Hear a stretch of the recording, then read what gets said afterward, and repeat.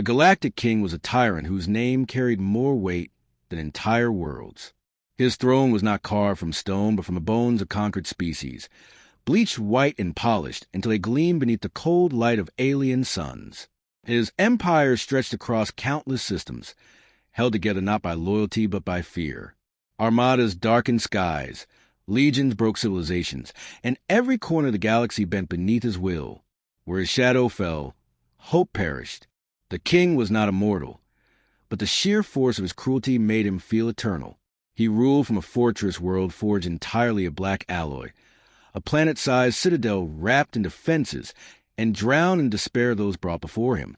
The very air of the palace was heavy with screams, not because they lingered, but because they were constant. Even silence seemed unnatural there, as though the walls themselves rejected peace. On the day that would change the galaxy forever, the king summoned his court to witness another execution. Executions were entertainment to him. He had shattered countless species this way, breaking not just bodies but the illusions of defiance. He delighted in the spectacle, in the message that resistance against him was pointless. When prisoners were dragged into his hall, they were not shown mercy. They were made examples.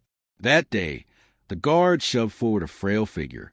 To the courtiers, she was laughably unworthy of the king's attention. A girl, small, thin, with eyes that should have lowered themselves in fear. But she did not lower them. They locked upon the king with a steady defiance, and that, more than anything else, sealed her fate. The assembly erupted with derision. To them, she was a curiosity, a trivial species from a forgotten world at the edge of nowhere. Humanity was not counted among the great powers of the stars. They had no sprawling fleets, no technologies that could bend reality, no weapons capable of challenging empires. They were dust compared to the civilizations standing in the king's court. And yet, in the face of this galactic tyrant, the human girl did not tremble. The king leaned forward on his throne of bones, his eyes narrowing in amusement. He saw in her a spark he despised, the kind of courage that mocked his reign simply by existing. Cruelty demanded response, and so he ordered her broken. The guards dragged her forward, chaining her wrists with bands that could crush steel. She did not resist the iron that bit into her flesh. Her silence enraged the court more than screams ever could have. Whispers rippled through the assembly, mocking her fragility, questioning why such a pitiful creature should be granted even the spectacle of death before the king. But cruelty delights in contrast, and the king's cruelty was infinite. The torture began not with haste, but with patience. First came the cutting, alien blades that seared as they sliced, their edges designed not merely to wound, but to awaken nerves in ways no body should feel. Then came the implements of fire, burning her skin until it blistered and cracked, leaving her trembling in the chains. The hall filled with the scent of charred flesh, but still she did not scream. He broke bones, one by one, savoring each crack that echoed through the chamber. The king delighted in her endurance, mistaking for stubbornness that he would eventually crush. He demanded her spirit, and when she refused to yield it, he pressed harder.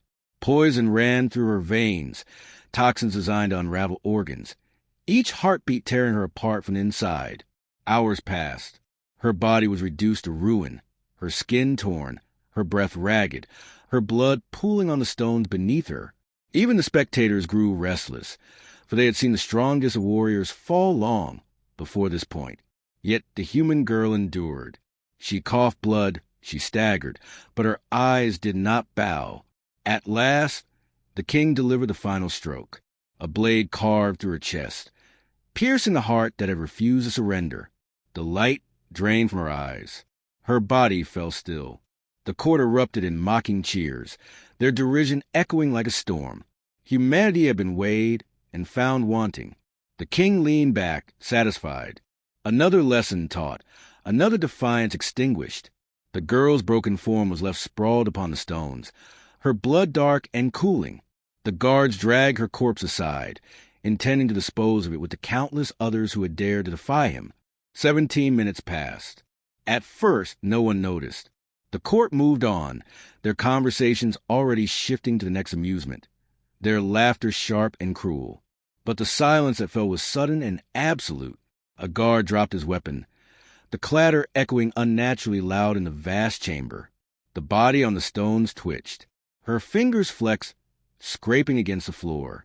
Her chest convulsed with a gasp so sharp it cut through the silence. The sound of breath, wet and ragged, filled the hall. Her eyes snapped open, wide and burning, though they should have been clouded with death. The court recoiled. Whispers turned to gasps, gasps to shouts, shouts of panic. The guards drew back instinctively, as though her very presence had become a curse. The king leaned forward, not in fear, but in fascination. Something impossible had happened in his throne room, and impossibility was the one thing he could not ignore. She rose unsteadily, her body broken but alive. Every movement was agony, yet she forced herself upright. Chains rattled as she lifted her head, meeting the king's eyes once more. He saw no surrender in them, no fear, only defiance, sharpened by the edge of death itself. The king's amusement deepened. He motioned for silence, and the court obeyed. The girl stood before him, a corpse reborn, her blood still staining the stones. What should have been impossible now stood undeniable. The guards, uncertain, moved to seize her again. One struck her across the face, and though the blow staggered her, she did not fall. She smiled through bloodied lips, a smile that chilled even the hardest warriors in the hall. Whispers grew. Superstition spread among the courtiers, words like curse, revenant, and demon tumbling from their tongues. But the girl was no demon. She was something the galaxy had not yet understood. She had died, and she had returned. The king leaned back on his throne, studying her with eyes that saw prey, puzzle, and threat all at once. His mind raced with possibilities. Was this human trickery? Some hidden technology? Was she a weapon sent by her kind? Or was this something older, deeper, more dangerous than any empire had yet uncovered? She staggered closer, her chains dragging, her body trembling with pain. When she finally found her voice, it was hoarse, broken, yet carrying a weight that silenced all who heard it. This isn't over. The words cut sharper than any blade. The court fell to silence once more, and for the first time in uncounted years, the king felt something strange stir within his chest. Not fear, not yet, but the shadow of it, waiting. And as the human girl stood alive where no one should stand, the galaxy shifted, though none in that chamber yet understood the storm she had brought with her return. The return of the girl shattered the certainty that had bound the king's empire together.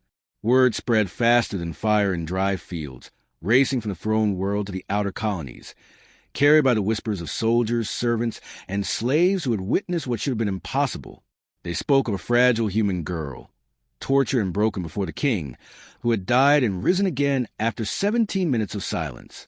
In a galaxy where death was absolute, the story grew like a sickness, and fear walked beside it. The king did not ignore it. He could not. The throne room had not been filled with illusion, nor had trickery masked what all had seen.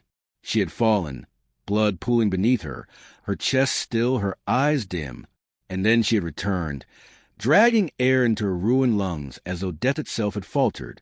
The king ordered her seized again, and though the guards obeyed, they did so with unease, their movements stiff, their gazes averted.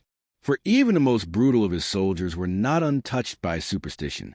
The king had her confined in chambers built to hold creatures far greater than her, rooms that could crush atmosphere, chambers that had broken champions from species bred for war. He did not permit her to rest. He ordered her death again. This time she was drowned, her lungs filled with black fluid until her body went limp. She sank to the bottom of the chamber, chains dragging her down, her eyes staring lifelessly. The court watched, believing the first resurrection had been accident, an illusion of the mind. But 17 minutes later, the liquid churned as she convulsed. She rose from the depths, coughing, vomiting the poison from her lungs, her body shuddering but her heart alive once more. Again and again and again, they burned her with plasma until her flesh blackened and her bones turned brittle. She returned. They tore her apart with machines designed to shred matter at the molecular level. She returned. They froze her in blocks of absolute cold, shattering her body like fragile glass. She returned. Each death was more brutal than the last, and each return more terrifying to those who witnessed it. Her survival was not graceful. She screamed, she suffered, She staggered, but she lived. That was enough. The king's fascination grew into obsession. He demanded her studied, dissected, cataloged. He commanded his priests and his scientists to unearth the reason. They searched her blood for anomalies, her bones for secrets, her mind for answers. What they found unsettled them. Her biology was mundane, her structure ordinary, her body fragile by every measurable standard. She should have died once and stayed dead, like all creatures. Yet she did not. The whispers in the empire swelled into roars. On distant colonies, slaves clung to the tale as if it were a prophecy. They said the human girl had defied death itself. They said she could not be broken. They said she carried within her the vengeance of all who had ever been crushed beneath the king's reign. For the first time, the myth of his invincibility cracked. The girl felt the weight of it each time she awoke. Her body remembered pain as though it had been carved into her very nerves. But alongside the agony came visions. At first, they were fleeting flashes. A field of grass beneath a blue sky. A mother's voice calling across a small house. The faces of men and women in wars long past. Then with each death, the visions deepened. She saw trenches filled with human soldiers who refused to yield. She saw black plagues that wiped out cities. Yet life continued. She saw burning cities rebuilt, ships launched after disasters, families clinging to survival after famine and flood. She saw humanity's history written not in victories, but in endurance. She began to understand. Every time she died, she did not return alone. She carried something with her, the collective memory of a species that had survived the impossible since the dawn of its fragile existence. Humanity had not endured because it was the strongest or the fastest or the most advanced. It had endured because it refused to remain broken. She was not unique. She was human, and humanity was defiance given flesh. The king grew restless. The more she returned, the more his empire trembled. His courtiers argued. Some begged him to end the experiments, warning that her continued survival was unraveling the loyalty of his subjects. Others urged him to use her, to weaponize whatever force clung to her soul. But the king did not share power. He wanted understanding only so he could crush it, control it, own it. He summoned her again before the court, her body bound and scarred, her flesh marred by endless deaths. Yet she stood tall. Her eyes no longer held only defiance. They burned with knowledge. When he ordered her death in front of the courtiers once more, she did not weep, nor did she plead. She simply looked at him as the executioner's blade fell. Her blood spilled again, her body crumpled. The courtiers waited, silent, counting. 17 minutes later, her chest rose, her eyes opened, and she whispered with blood on her lips, "I am not yours to kill." The silence that followed was heavier than stone. The king rose in fury, his voice a roar that shook the chamber. He swore to break her until not even her ashes remained. He ordered exterminations of her kind, decreeing that the human species be erased from the stars. Armies marched toward Earth and her scattered colonies, burning settlements, slaughtering innocents, crushing worlds beneath his decree. And yet, the more he struck at humanity, the more her resolve sharpened. Each time she died, she awoke with her faces in her mind, the children hiding in shelters, the mothers clutching their newborns, the fathers standing against hopeless odds. Their pain became hers. Their strength became hers. With every death, she rose not as one girl, but as an embodiment of all who had ever refused to kneel. Whispers turned to prayers. Across the empire, slaves in chains whispered her name, though they did not know it. They called her the Undying, the Revenant, the Eternal Defier. Soldiers who had once slaughtered without question began to hesitate, glancing at their weapons as though they feared they, too, would rise again should they fall. The king's empire, once unshakable, now quivered at the edges. The king pressed harder. He unleashed machines of agony crafted for gods, horrors pulled from ancient wars, and creatures bred for torment. Each time she fell, each time she returned, and with each return the fear spread further. His throne no longer felt eternal. His power no longer felt absolute. Her visions deepened until they consumed her. She did not merely see humanity's past. She lived it. She felt a hunger of ancestors who starved yet pushed forward. She felt the terror of those who face extinction and still bore children. She felt the weight of every man and woman who had ever refused to surrender to despair. She began to speak in voices not her own, words carried from centuries past, promises sworn by generations who had fought to see another dawn. And then came the moment when she met the king's gaze not as victim, not as subject, but as equal.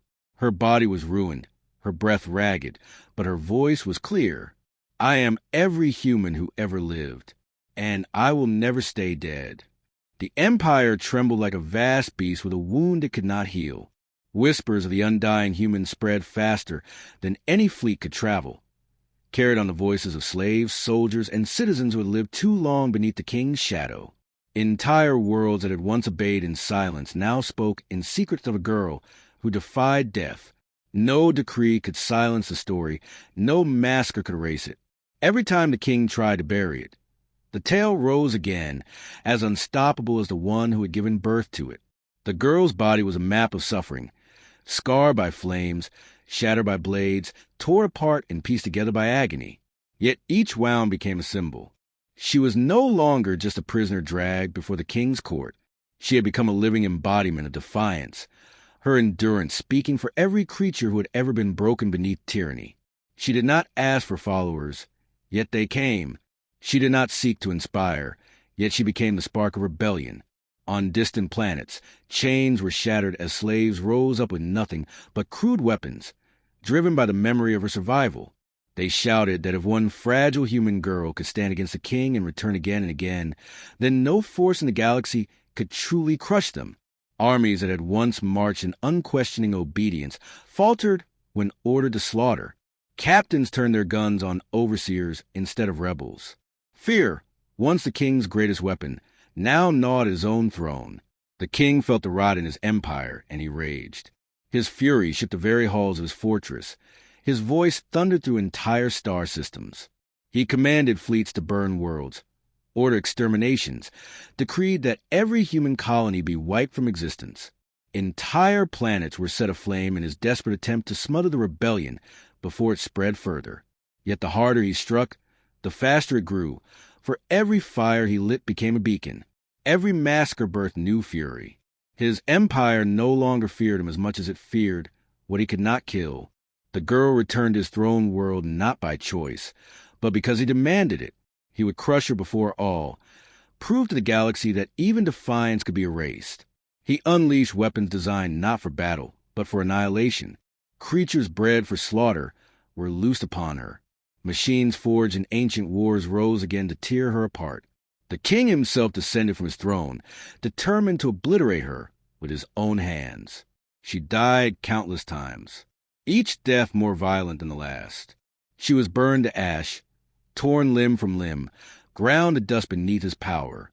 Yet always, after 17 minutes, she rose again. Her body trembled, her breath came ragged, but her eyes always opened. And each time, she was less the girl who had first stood before him, and more something other. With each return, the memories of her species filled her, growing heavier, sharper, more complete. She no longer carried only visions, but entire legacies. When she spoke, her words were the voices of countless generations layered together. The king struck her down again and again, his strength limitless, his wrath unbound. But with each death, his desperation grew. He began to see the truth he had tried to deny. His empire had been built on the certainty of finality. Death had always been his ally, the tool that ended rebellion, silenced hope, crushed resistance. But this fragile creature had taken death from him. She had made it useless. She had transformed it into her strength. She rose with the weight of humanity behind her, and when she faced him again, she was no longer only herself. She was the echo of every human who had ever fought against extinction. She was the hunger of the starving who refused to lie down, the courage of soldiers who held a line when all was lost, the defiance of those who would endure fire and plague and ruin. Her voice rang through the throne room, not with the sound of one throat, but with the resonance of a species. You cannot end me. You cannot end us. We are the ones who rise again. The words shook the courtiers to their knees. The king's hand, for the first time, trembled. His empire had been built on fear, but fear no longer obeyed him. It obeyed her.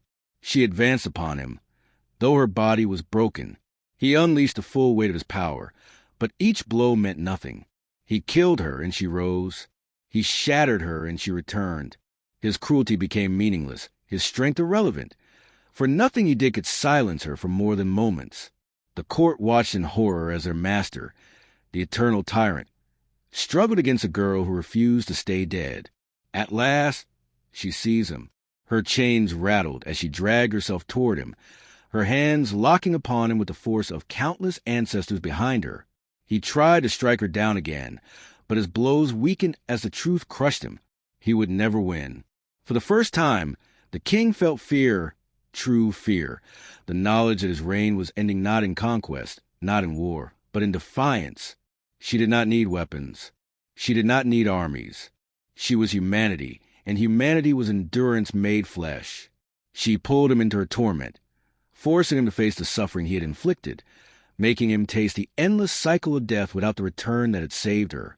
His screams filled the throne room, and those who had once cheered his cruelty now fell silent. When he was gone, there was no corpse, no throne, no tyrant, only silence. The empire collapsed not in fire, but in the absence of the one who had ruled it. Without the king, his fleet splintered, his armies turned on each other, his governors fell. Slaves broke their chains, worlds rose in rebellion, and the story of the girl who could not die spread to every corner of the galaxy. She became legend before her body even left the throne room, and then she was gone. She did not remain to lead, did not stay to claim power. She disappeared into the shadows of history, leaving only whispers. Some said she walked among the stars still, undying, watching. Others said she finally rested, her burden complete. But none could deny the truth she left behind. Humanity was not the strongest, not the fastest, not the greatest. But humanity endured. Across the galaxy, in the ashes of rebellion and the birth of freedom, a phrase took root, carried in secret and spoken with reverence. It was not the name of the king, nor the memory of his empire. It was a promise of a species too fragile to dominate, yet too stubborn to erase. Humanity endures. And though the girl's voice was gone, the echo of it remained, carried on the lips of billions who now knew the truth, that no empire, no tyrant, no cruelty could silence a people who refused to stay dead.